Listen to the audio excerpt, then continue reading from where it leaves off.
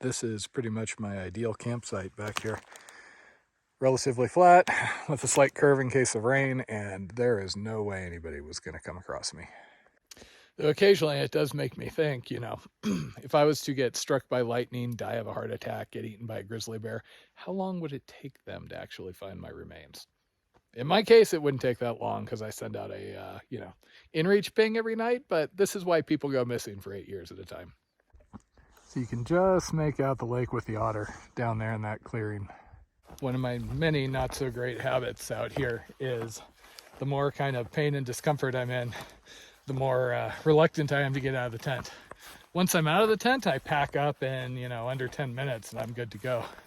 But I have this tendency to wake up, my alarm goes off at 5:15 or so, and yet here I am not getting going until after 8.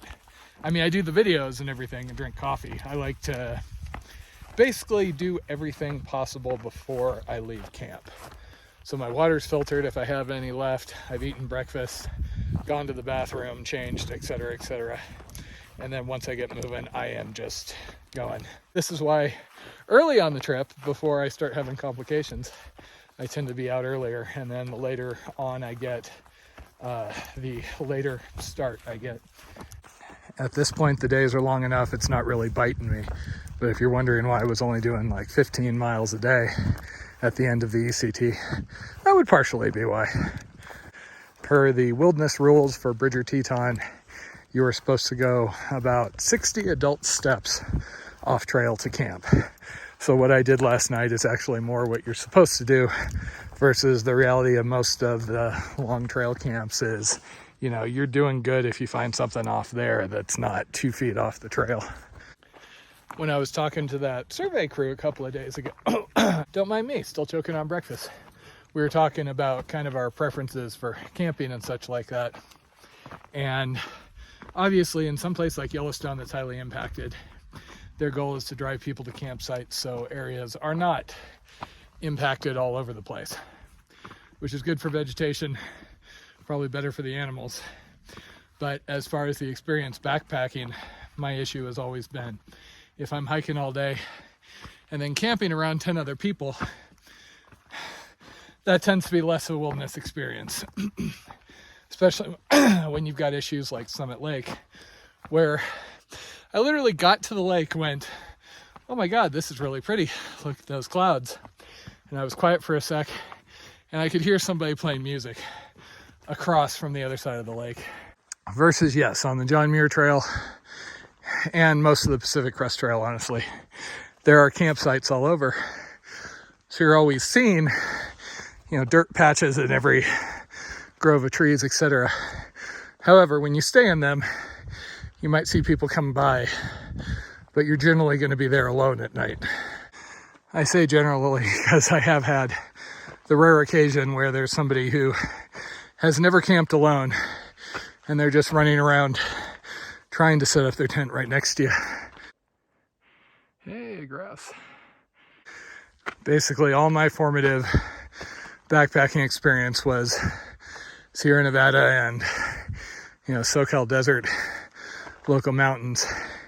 And the general thing there is if you come to a campsite and there are others in the area, you don't set up right next to somebody. Every now and then there's some terminal lake that we're peak bagging at. Like I remember happening at Red Lake one time where there is no other option. But generally you're always looking for an unoccupied site, which always really worked for me because I love chatting with people, do not care for sleeping in close quarters with others. I have a hard enough time at night due to kind of anxiety related issues, and it just makes it worse if I'm in the middle of a whole bunch of snoring, etc. people. Not to mention my occasional willingness to deal with that sort of situation has gone down since being on the AT, because the few times somebody stayed near me and I said, yeah, okay, they ended up lighting up and smoking a bunch of cigarettes to the point where it just made the entire area reek, which was one of the things about the AT. Lots of younger folks and lots more cigarette smoking on the trail. and some combination of the younger folks plus the cigarette smoking. A lot of them weren't very polite about it.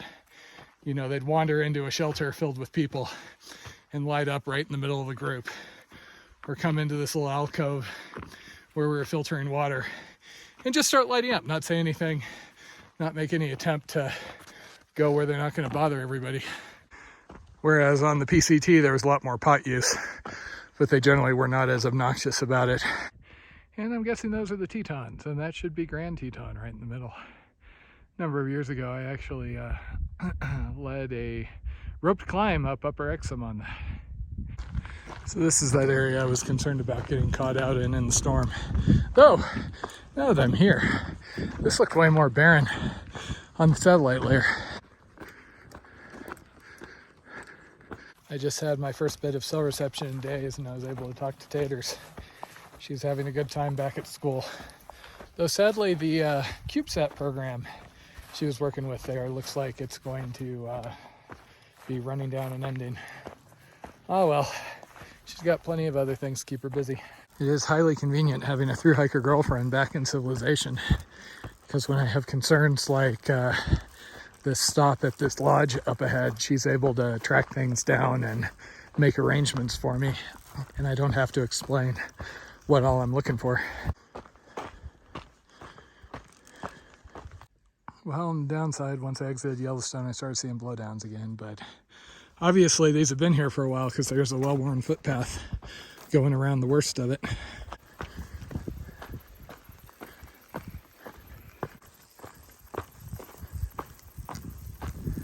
So as it turned out, that last group had somebody I knew. Cool Lip was somebody who actually helped out with the wilderness class for a year, years ago, and I knew her from there and had kind of kept in touch off and on. I knew she was out here, but kind of assumed I had missed her somewhere. Half a bridge.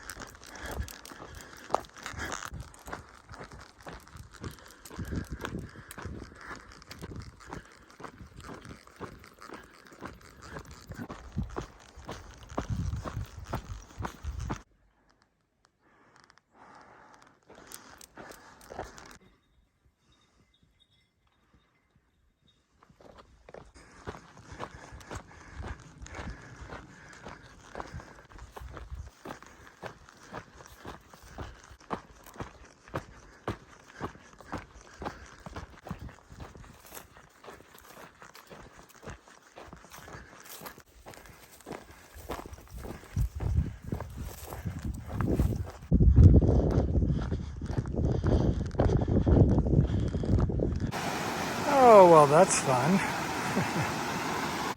And here comes my thunder. Guess it must be a 7 p.m. thing.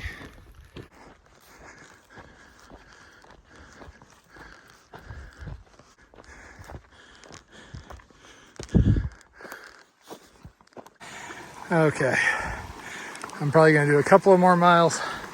Can't camp as long as I'm in this burn area anyway, but I'm gonna fill up for the night. So I found a quasi-protected spot, not quite as far away from the trail as I would prefer, but it's obvious somebody's tented here before. I'm frustrated, quite frankly. My legs are fine. I could hike for, quite a bit longer. I'm not having trouble climbing, anything like that. The problem is just chafing. Seems like I trade off between shoe issues, and right now it's chafing like in the crease of my crotch. And everything I try and do to fix it just doesn't seem to do anything.